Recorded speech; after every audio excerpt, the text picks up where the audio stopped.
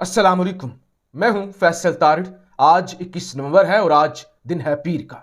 इंतजार की घड़ियां खत्म हो चुकी हैं। आर्मी चीफ की तैनाती के हवाले से बड़े फैसले कर लिए गए हैं। मुशावरती इजलास शुरू हो चुके हैं। जीएचक्यू से बड़े पैगाम मिल चुके हैं और एक नहीं दो बड़ी तकर्रियां होने जा रही हैं। इसके साथ साथ नवाज शरीफ पर जो इल्जाम लगा कि नवाज शरीफ कातिल है, अरशद शरीफ के कत्ल के अंदर और खान पर होने वाले हमले के अंदर भी नवाज शरीफ मुलव्वस है, इस सवाल से भी मजीद इंकशाफात सामने आ रहे हैं। और नून लीग की जानब से तस्नीम हैदर से तो रात को ही उन्होंने कह दिया था कि हमारा इससे कोई ताल्लुक नहीं है, और बाद में उसी मुबैना तर्जमान का ताल्लुक पीटीआई से जोड़ने की कोशिश की गई और कहा गया ये तो पीटीआई का अपना वर्कर है। और मैंने रात को ही कह दिया था ये ना पीटीआई का हो सकता है, नून लीग का हो या ना हो, ये एक अलग बात है, लेकिन इस सारी साजिश के अंदर बड़े घर का ताल्लुक जरूर हो सकता है। मैंने यह भी कहा था कि अगर फैसल वाडा से प्रेस कॉन्फ्रेंस करवाई गई थी तो यह भी प्रेस कॉन्फ्रेंस करवाई गई है।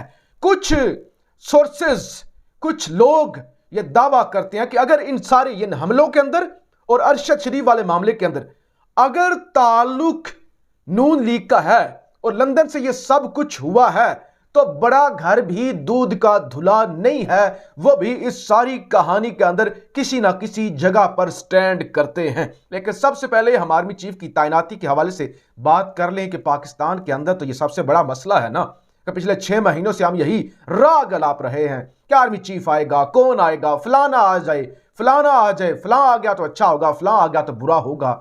यानी ये इस मुल्क में तमाशा तो लगा हुआ ना पिछले 75 सालों से कि वो वाला नाम आ गया ना, मुल्क की किस्मत बदल जाएगी।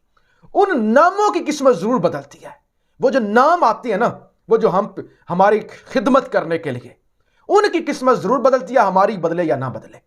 उनके जो है वो दिन अच्छे हो जाते हैं, हमारे हो या ना हो। हमने सारे काम काज रोक कर, सब कुछ रोक कर हमने इसी तरफ ध्यान किया हुआ है कि नया आर्मी चीफ कौन होगा। फलां आ गया तो सत बिस्मिल्लाह, फलाना आया तो ये हो जाएगा। यानी इसी में कौम पिछले 70-75 सालों में पड़ी हुई है। और बहुत अहम बात, एक बंदे ने मुझसे कहा, उसने कहा कि यार इतना शोर क्यों है, इतना शोर क्यों है, दूसरे मुल्कों में तो ऐसा नहीं होता।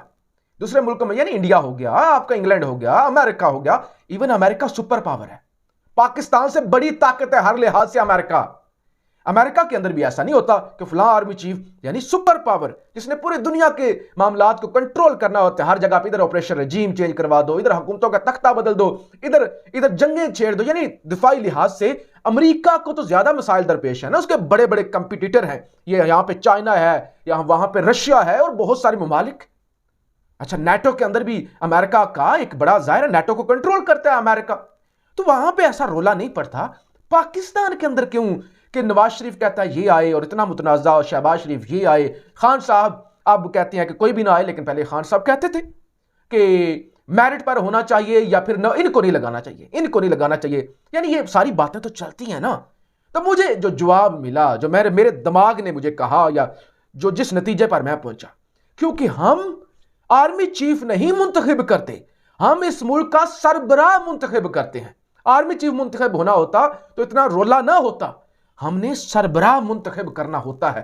बजायर सरबराह वही होते हैं और वही से सबकी जो है ना वो उसी दरबार पे जाते हैं, उसी दरबार पे मन्नतें चढ़ाते हैं, उसी दरबार पे लंगर पकाते हैं, उसी दरबार पे हाजिरी देते हैं, तो फिर मन की मुरादें पाते हैं सारे सियासतदान। तो लिहाजा हमने चुना होता है बादशाह, हमने चुना होता है जो आपके मुल्क का सरबराह। सिर्फ आर्मी चीफ नहीं होता, क्योंकि पाकिस्तान में सबको पता है जितनी ताकतवर एस्टैब्लिशमेंट है, इसलिए यहां पे इतना रोला पड़ा हुआ है। लिहाजा जी इजलास शुरू हो चुके हैं और इस वक्त इतलात यह कि वजारत दिफा की समरी वजीर आजम ऑफिस को मौसूल हो गई है। 5 बड़े नाम हैं इसके अंदर और इस हवाले से आप सिर्फ फैसला करें। यानी पहले GHQ ने समरी भिजवाई वजारत दिफा को, अब वजारत दिफा ने भिजवाई वजीर आजम हाउस को, और वजीर आजम हाउस ने यह समरी मौसूल कर लिया है। और GHQ से यह पैगाम है कि जितनी जल्दी आप कर सकें आप इस हवाले से फैसला करें। और पाक फौज के सरबराह और chairman joint chief of staff committee की तैनाती भी की जाए, एक साथ ही की जाए। और इस हवाले से तमाम स्टेक होल्डर्स जो है आज फैसला कुन मुशावरत कर रहे हैं और चीफ ऑफ आर्मी स्टाफ और chairman joint chief of staff committee की तकरीर भी एक साथ होगी। अब सीनियोरिटी की बुनियाद पर तैनाती कह रहे हैं कि होगी, कि जो सीनियर होगा, अब ये अभी तक तो आसिम मुनीर साहब सीनियर हैं और आसिम मुनीर साहब के बाद सीनियर साहिर शमशाद मिर्जा साहब रह जाएंगे। तो अब पता नहीं क्या होता है, लेकिन इस वक्त हलचल मची हुई है। लेकिन एंकर इमरान रियाज कहते हैं तैनाती को नून लीग की जानब से काफी मुतनाज़ा बनाया गया है।